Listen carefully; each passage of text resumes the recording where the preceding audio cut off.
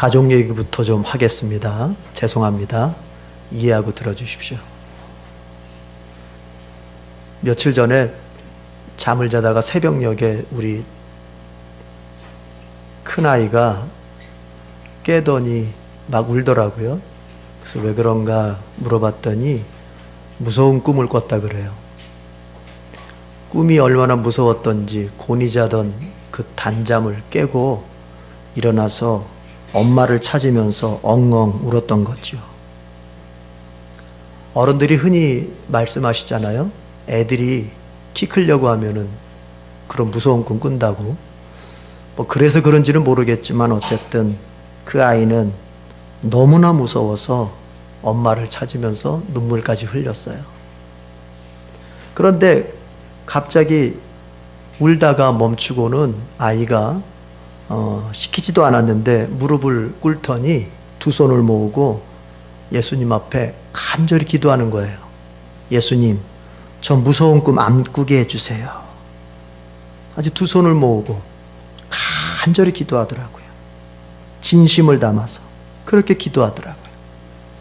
평소에 가정예배 한번 드리려면은 기도하자 하면은 그냥 뺀질뺀질하면서 딴짓하고 불성실했던 애가 무서운 꿈 한번 꾸더니 예수님께 아주 간절하고 진심으로 기도를 하더라고요. 저는 그 장면을 보면서 누구라도 할 수 있는 생각이겠지만, 야, 애나 어른이나 아주 무서운 고난이 있어야 하나님을 간절히 찾는구나 하는 생각을 해보았습니다. 그래서일까요? 하나님께서는 우리 인생 중에 아이의 무서운 꿈과도 같은 고난을 허락하실 때가 있습니다. 아이가 벼랑에서 떨어지는 것 같은 그 두려움, 그런 두려움 같은 고난을 우리 인생 중에 주실 때가 있어요. 그래서 우리 자신이 좌절하게 되고 우리 자신이 흔들리게 되고 너무 무서워서 정말 어찌할 바를 몰라 하는 그런 인생을 살 때가 있어요. 그러나 그런 고난은 때론 물론 죄에 대한 하나님의 징계 차원일 수도 있겠지만 그렇다 하더라도 결과적으로는 우리를 새롭게 하시려고 부르시는 하나님의 사랑의 음성입니다. 또한 다른 한편으론 우리 인생 중에 더 좋은 것을 주시려고 우리 안에 그릇을 만드시는, 바로 그 복의 그릇을 만드시는 하나님의 일하심이기도 합니다. 우리가 고난을 어떻게 바라볼 것이냐? 이렇게 본다면 고난은 하나님께서 우리를 거부하는 표현이 아니라 오히려 우리를 찾으시고 우리를 향하여 찾아오시는 아버지의 모습과도 같은 것입니다. 고난은 주님이 우리를 찾으시는, 더 가까이 부르시는 하나님의 한 방법입니다. 그래서 C.S. 루이스는 그 고난을 가지고서 이렇게 표현했습니다. 그것은 하나님의 확성기다. 확성기, 마이크란 얘기죠. 하나님께서 누군가를 더 가깝게 부르시는 큰 목소리라는 거죠. 사랑하는 성도 여러분, 혹은 방문자 여러분, 지금 너무나 무섭고 두려운 고난을 만났습니까? 이제 한번 생각해 보십시다. 이 고난 무슨 의미일까요? 내가 만난 이 어려움 도대체 어떤 의미일까요? 그리고 이제 믿어봅시다. 지금 주님이 나를 부르시는구나. 예수님께서 지금 나를 찾아오셨구나 하고 믿어보자는 얘기예요. 그러면 기적이 나타나는 거예요. 그리고 그 고난을 보기보다는 예수님을 바라볼 수 있기를 바랍니다. 그런데 우리가 고난을 겪다 보면은 자꾸 이런 느낌이 들어요. 이런 기분이 들어요. 정말 내가 사랑받는 사람 맞을까? 내가 하나님께 기억되는 그런 사람 맞을까? 고난을 받다 보면 자꾸 감정적으로 이 느낌으로는 하나님으로부터 멀어진 사람 같고, 하나님 관심 밖의 사람 같고, 하나님의 기억에서는 내가 지워진 사람 같고, 하나님의 사랑을 받기에는 너무나 내가 누추한 사람이다, 못난 사람이라고만 찾고 그런 느낌이 듭니다. 아무리 이런 느낌, 이런 감정을 의지로 이기려고 해도 도대체가 쉽지가 않아요. 그럴 때가 있어요. 머리로는 하나님이 날 사랑하신다고 하는 것을 믿는데 이 마음의 감정으로는 도대체가 하나님이 날 사랑한다면 왜 이런 일이 생기는지에 대해서 납득이 안 가는 거예요. 감정적인 납득이 안 가는 거예요.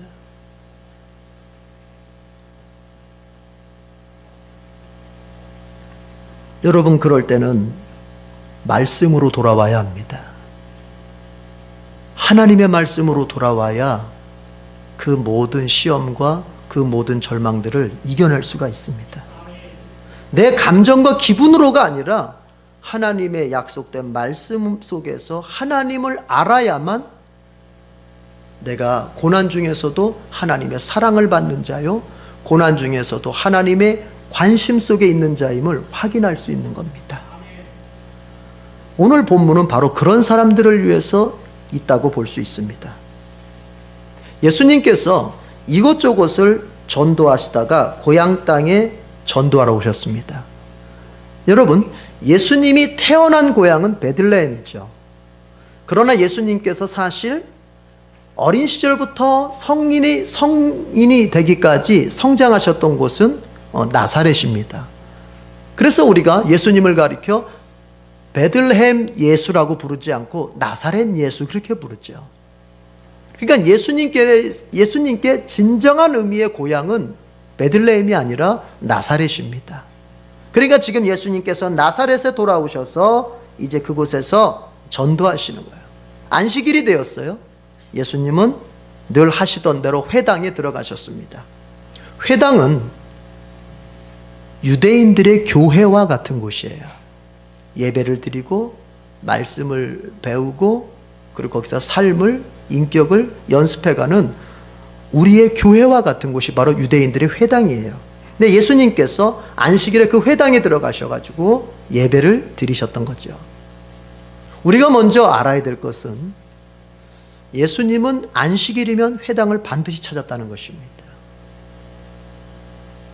그리고 그곳에서 예배를 드리시면서 때로는 가르치시기도 하셨고 그들 사람들과 교제하셨다는 거죠.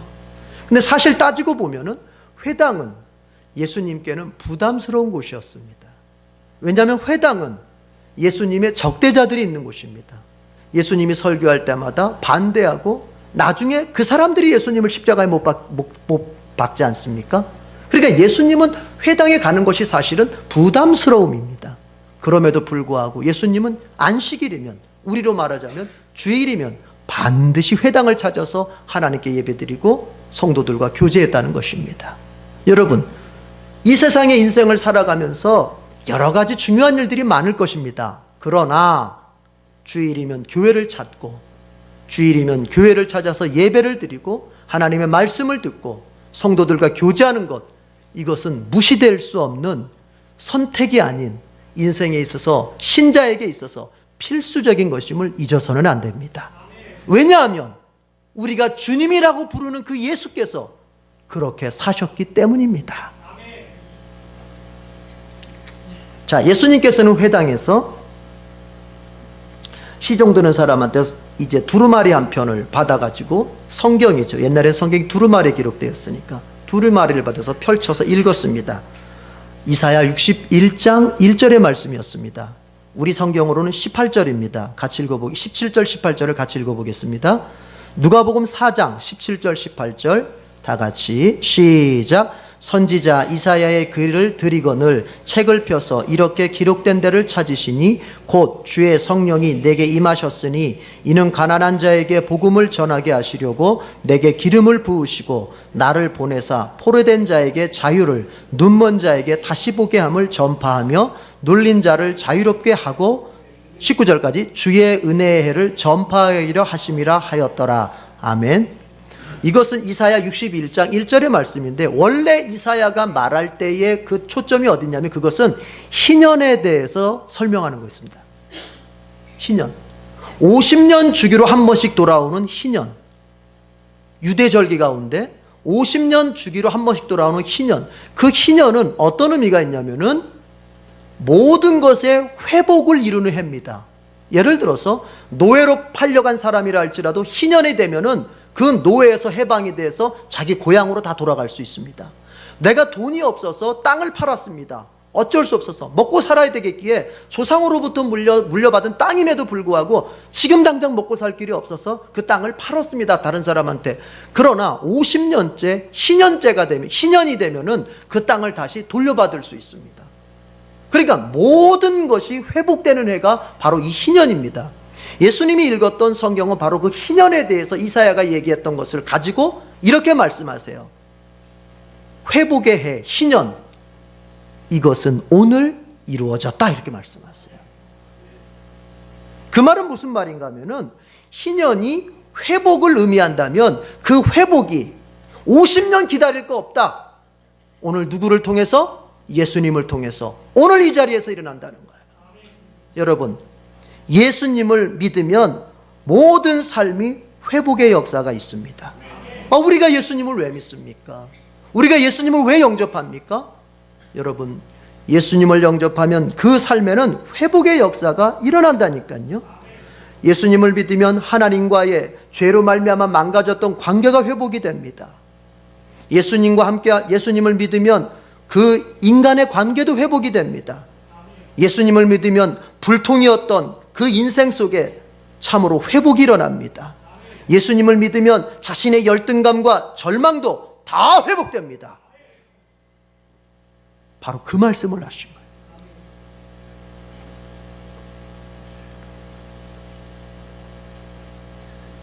그러면서 예수님께서는 오늘 성경에는 나와 있지 않지만 여러 가지 하나님 나라에 대한 말씀을 하신 것 같습니다.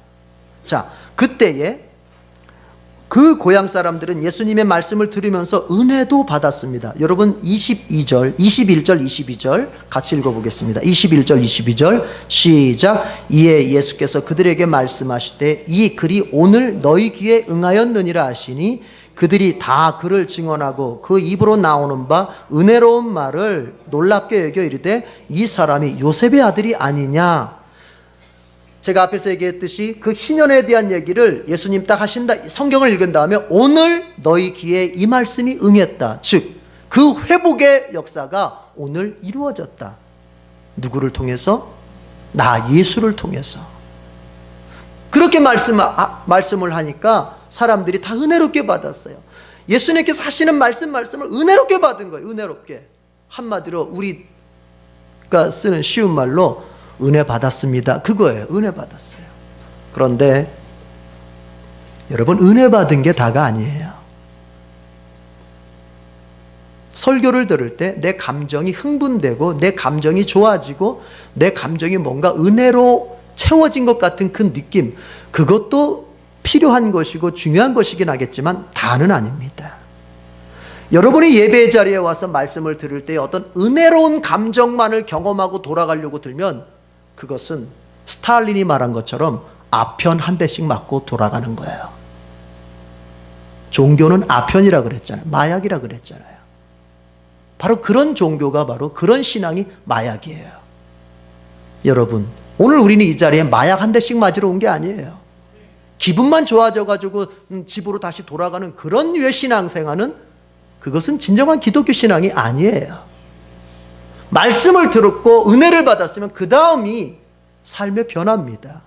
마음의 변화요, 삶의 변화입니다. 그것은 어떻게 나타나느냐? 내가 도덕적, 윤리적 삶으로 변화되기 이전에 예수님을 받아들이는 것으로서의 변화가 먼저 일어납니다. 말씀을 듣고 은혜를 받았다면 여러분들은 이제 여러분의 생각을 접어두고 예수님 그분의 말씀 앞에 내가 기꺼이 마음을 열고 그분을 받아들입니다.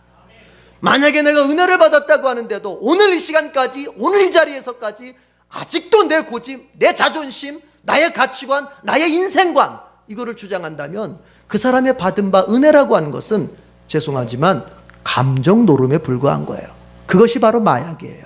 기분만 잠깐 좋아진 거예요. 그러나 주님이 우리에게 주시고자 하시는 은혜라고 하는 것은 그런 게 아니에요. 이 사람들에게 있어서 문제가 발견돼요. 말씀을 은혜롭게 받았어요. 그러나 뒤에 보면 알겠지만 이들은 예수님을 거부합니다. 말씀은 은혜롭게 들었어요. 그러나 예수님을 거부합니다. 어떻게 이럴 수가 있죠?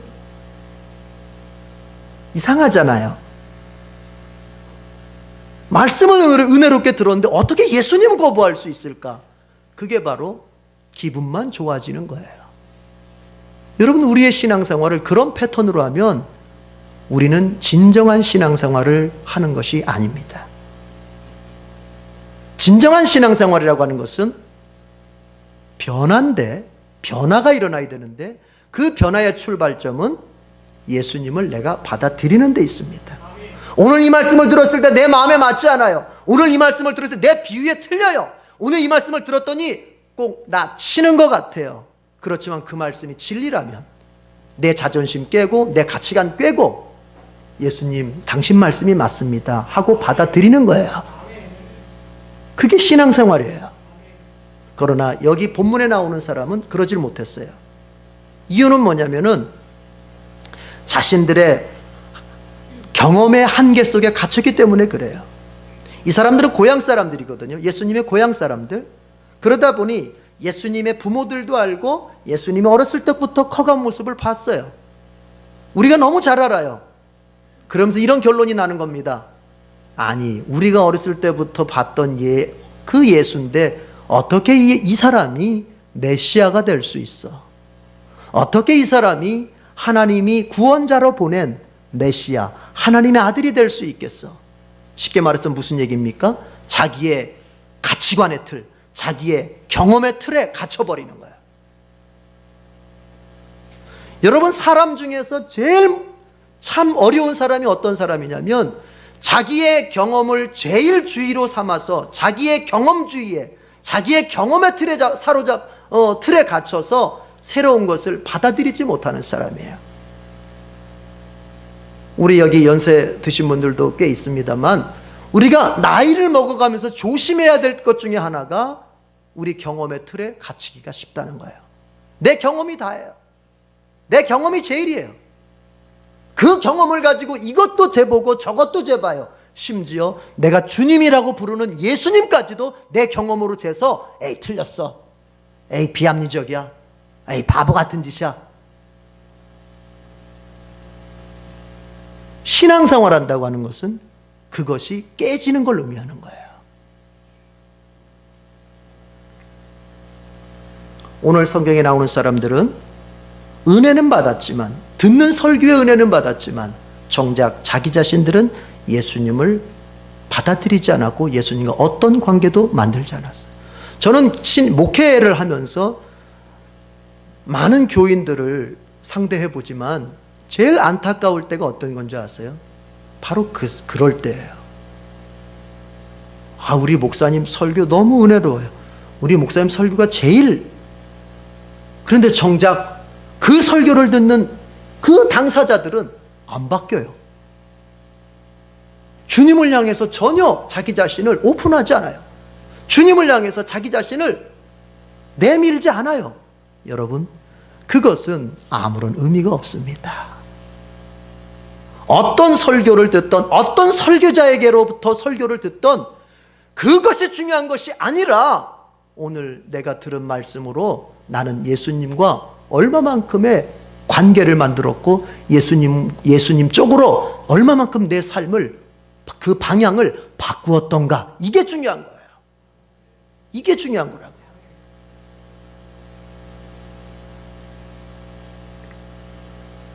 그러면서 예수님께서 하시는 말씀이 뭐였냐면 이런 겁니다. 한번 여러분 보십시다.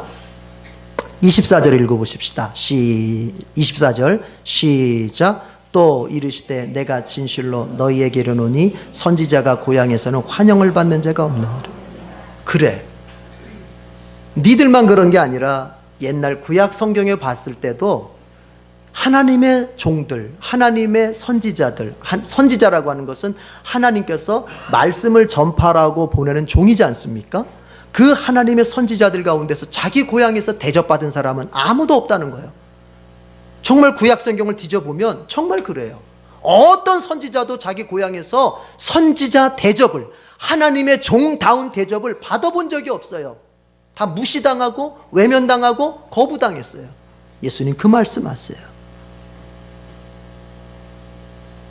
그러면서 예수님이 덧붙이시는 얘기가 있어요. 오늘 사실은 거기다가 초점을 더 맞추려고 합니다. 뭐냐면은 25절, 26절, 27절 세 구절 읽어보겠습니다. 이것이 사실 오늘 설교에 더 강조하려고 하는 겁니다. 시작. 내가 참으로 너희에게 이르노니 엘리야 시대에 하늘이 3년 6개월간 닫히어 온 땅에 큰 흉년이 들었을 때에 이스라엘에 많은 과부가 있었으되 엘리야가 그중 한 사람에게도 보내심을 받지 않고 오직 시돈 땅에 있는 사랍다의 한 과부에게 뿐이었으며 또 선지자 엘리사 때에 이스라엘에 많은 나병 환자가 있었으되 그 중에 한 사람도 깨끗함을 얻지 못하고 오직 수리아 사람 나만 뿐이었느니라.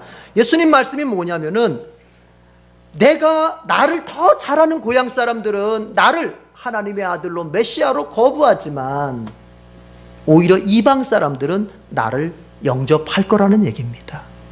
그것의 근거가 뭐냐면 엘리야 선지자도 이스라엘 사람들에게는 거부당했지만 자기 동족, 자기 고향 이스라엘 사람들에게는 거부당했지만 이방 땅에 있던 구약 성경에는 사르밧으로 나오죠. 사르밧 같은 곳이에요. 사렙다 과부는 그 엘리야를 영접해서 먹여주면서까지 그를 인정해줬다는 거죠.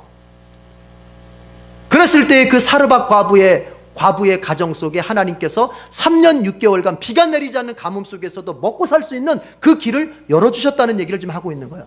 또한 엘리사 시대 때, 엘리사도 선지자지 않습니까? 엘리사 시대 때는 어땠습니까? 이스라엘에 많은 문둥병자들이 있었지만 그 중에 어떤 단 한 명의 문둥병자도 엘리사로부터 치료함을 받은 적이 없다. 왜? 엘리사를 거부했으니까. 그러나 아람 사람, 수리아 사람, 군대 장관이었던 나아만은 그 엘리사의 하나님 종됨을 인정하고 능력을 인정하고 그를 오히려 받아들이고 그 앞에 와서 겸손히 무릎을 꿇었을 때 하나님께서는 엘리사를 통해서 그의 문둥병까지 깨끗이 낫게 하셨다. 그 얘기는 뭐예요? 하나님의 사랑은, 하나님의 은혜는 어떤 사람에게 임하느냐? 혈통적으로 이스라엘 사람이라고 해서 저절로 그 사랑이 임할까? 그의 가진 바 조건이 하나님의 사랑을 받을 만한 조건이기 때문에 하나님의 사랑이 임할까? 그렇지 않다는 것입니다.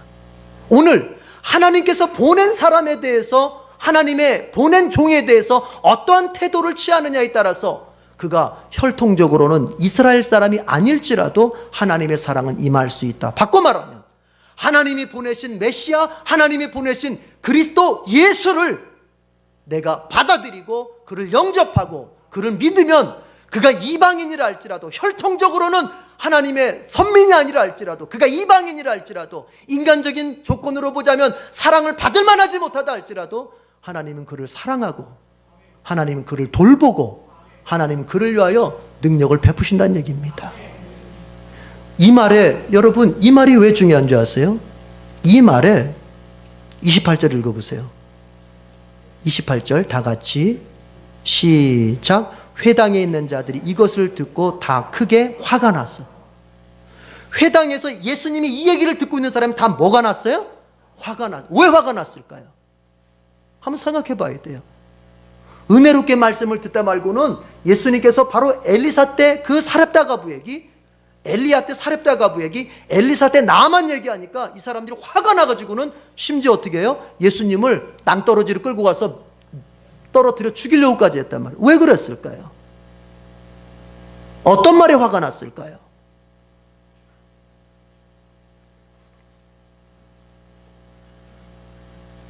이방인들이 하나님의 사랑을 받을 수 있다고 말하는 것에 화가 나는 거예요. 유대인들은 기본적으로 이방인들을 영혼도 없는 존재, 개 같은 존재로 여기면서 무시하는데, 예수님 얘기는 하나님이 보낸 자를 영접하면 이방인이라 할지라도 하나님이 이렇게 사랑해 주시고 이렇게 돌봐주셨다는 얘기를 하니까 이방인들이, 선민도 아닌 이방인들이 사랑을 받아 화가 나는 거예요. 도리어 선민인 우리는 하나님이 밀어내시고 이방인들을 사랑해 주셔 화가 나는 거예요. 그래서 설교 제목이 뜻밖의 하나님밖에 사랑이에요. 유대인들이 생각할 때는 하나님께서 이방인들을 사랑한다고 하는 것은 그것은 생각할 수도 없는 거예요. 상상도 할 수 없는 거예요. 그러나 하나님은 그런 유대인들의 생각과는 달리 하나님께서 보낸 자를 영접하면 누구든지 사랑하신다는 것입니다. 전혀 유대인들은 예상할 수 없었어요. 여러분, 우리가 생각할 때 우리가 하나님의 사랑을 받는 것이 하나님께 사랑을 받을 만한 뭔가가 있기 때문에 사랑받는다고 생각하면 큰 오산입니다.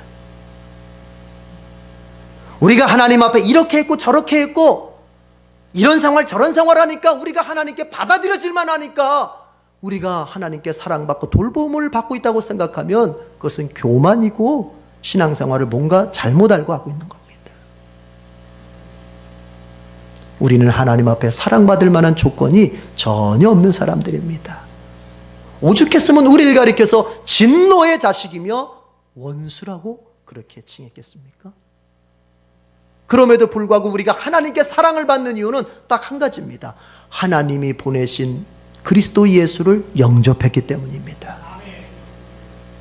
하나님이 보내신 하나님의 사람, 하나님의 메시아, 하나님의 그리스도로 이 땅에 보내주신 그 예수님을 우리가 거부하지 않고 우리가 마음으로 영접하고 그분을 믿기에 그 조건 하나 때문에 하나님이 우리를 사랑하시는 것뿐입니다. 우리가 고난을 받다 보면 하나님이 정말 나를 사랑하시는 걸까? 우리가 어려움 처지에 있다 보면 내 사는 모습이 이런데 정말 하나님이 나 같은 것 기억이나 해주실까? 여러분, 이제 돌이켜 생각해 봅시다. 하나님이 나를 기억하시고 하나님이 내게 사랑 주시고 하나님이 내 인생을 여기까지 에베네셀의 은혜로 인도해 주셨던 것은 내가 잘나서, 내가 기도 많이 해서, 내가 하나님 앞에 헌금 많이 하고 봉사 많이 해서가 아니라 딱 하나, 하나님이 보내신 그리스도 예수를 우리가 영접했기 때문입니다.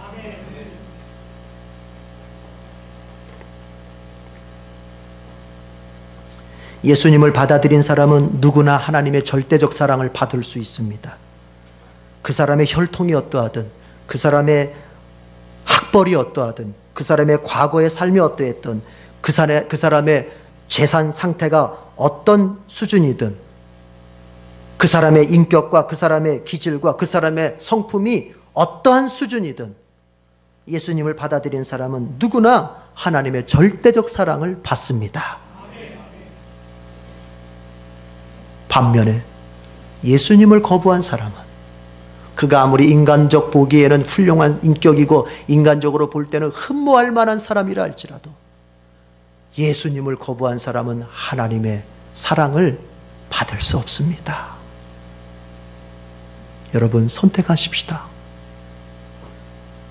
내 경험의 틀에 갇히지 말고 예수님을 나의 주님으로, 나의 구주로 영접하십시다.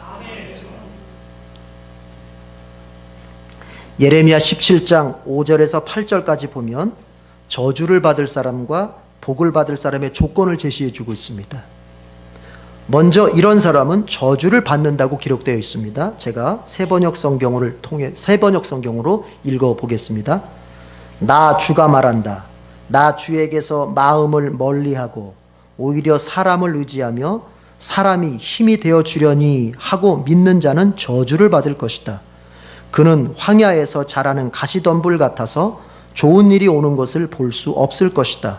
그는 소금기가 많아서 사람이 살 수도 없는 땅, 메마른 사막에서 살게 될 것이다. 이게 저주받을 사람. 하나님을 멀리하면서 사람을 의지하는 사람.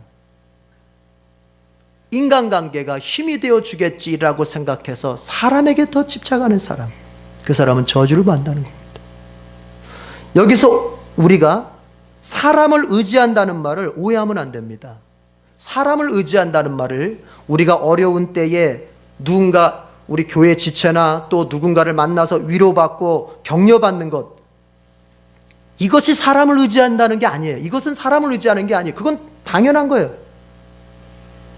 내가 어려운 때에 지체들을 만나서 그런 삶의 얘기를 나누고 믿음의 격려와 믿음의 위로를 받는 것은 그건 훌륭한 거예요. 그렇게 가야 되는 거예요. 그것을 가리켜서 사람을 의지한다고 말하는 게 아닙니다. 성경에서 사람을 의지한다라고 말할 때는 뭐냐면 하나님의 방식과 인간적인 방식 두 가지가 이렇게 있을 때 하나님의 방식을 내던지고 인간적인 방식을 취하는 걸 더 우선해서 취하는 걸 말하는 거예요. 자, 예를 들어 봅시다.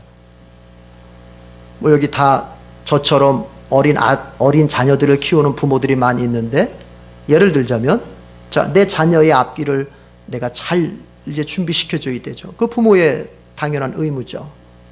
자, 그런데 제가 아이들을 유치원 다니는 아이들을 이렇게 데리고 있다 보니 그런지 몰라도 그런 얘기를, 학부형들이 그런 얘기를 해요. 어느 유치원이 더 좋다, 뭐 어떤 학원이 더 좋다, 뭐 어쩌고저쩌고 많아요. 엄마들은 보면 그런 얘기 많이 하는 것 같아요. 그렇죠? 모여가지고 막 그래가지고, 그리고 여기를 쪼르르 갔다가 또 저기를 쪼르르 갔다가 막 그런 것 같아요. 보니까. 그럴 수 있어요. 그거 훌륭해요. 그래야 돼요. 그래야 돼요. 내 자식에게 좀 더 나은 어떤 질 좋은 교육을 받게 하려고 애쓰는 것은, 그것은 훌륭한 거예요. 저부터도 그러니까. 그렇죠? 그러나 질 좋은 교육을 위해서 유치원은 어디가 좋은지 그냥 막 안테나 세워가지고 이런 엄마 저런 엄마한테 물어보면서 그냥 그거 찾는다는 혈안이 돼 있으면서 내 자식을 위해서는 하나님 앞에 기도 한마디 안 해. 내 자식을 위해서 주님 앞에 무릎 한번 꿇지 않아.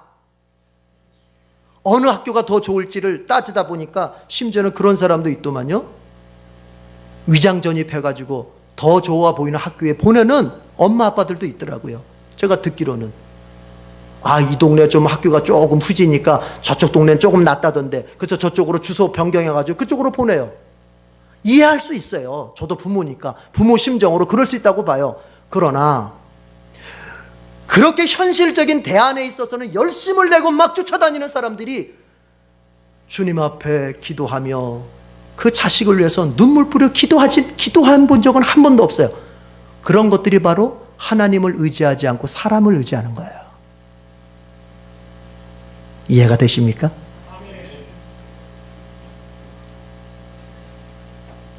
그런 사람은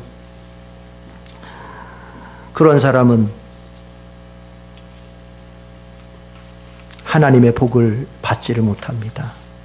인생의 안전과 만족을 위해서 사람을 의지하면서 하나님을 멀리하는 사람에게 인생은 좋은 것을 얻을 수 없고 인생은 진정으로 행복할 수 없습니다.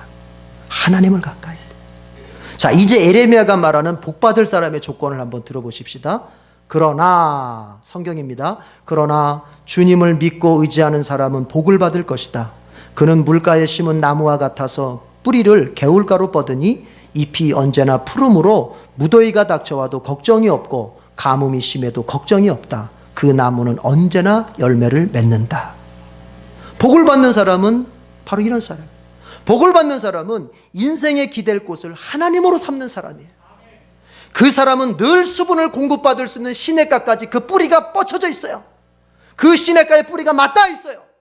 그래서 여름 한 가뭄이 와도 그 시냇가에서 수분을 공급받음으로 말미암아 여전히 열매를 맺고 여전히 잘 될 수 있어요. 하나님을 믿고 의지하는 사람은 바로 그런 시냇가에 심은 나무와 같다는 것입니다. 이 사람에게도 고난은 있어요.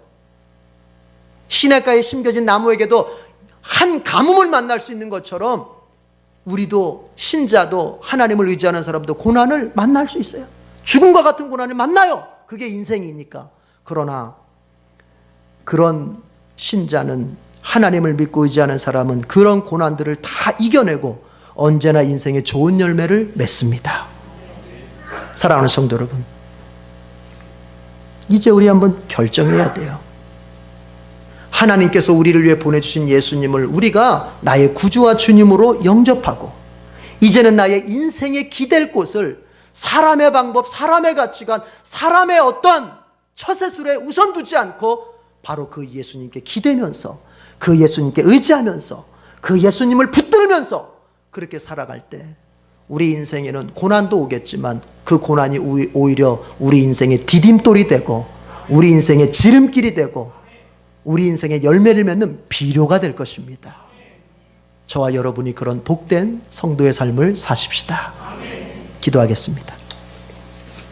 하나님 아버지, 유대인들은 혈통적으로 자기들만 하나님의 사랑을 받을 줄로 알았습니다. 그러나 예수님께서는 하나님이 보내신 자를 거부하는 자에게는 아무리 혈통적으로 유대인이라 할지라도 그 사랑 받을 수 없다고 하셨습니다. 반면에 이방인이지만 혈통적으로는 선민이 아니지만 하나님이 보내신 예수 그리스도를 영접하면 그는 하나님의 가족이 되고 하나님의 사랑을 받을 수 있다고 약속하시고 그 말씀을 전해주셨습니다. 주님, 우리가 어쩌면 우리 자신을 외적인 조건으로는 도저히 하나님의 사랑을 받는 자라고 확신하기가 어려운 그런 지경에 있는 사람인지도 모르겠습니다. 나의 모습 어디를 봐도 하나님이 나를 사랑해 주실 만한 구석이 없어 보이는 그런 사람일 수도 있습니다.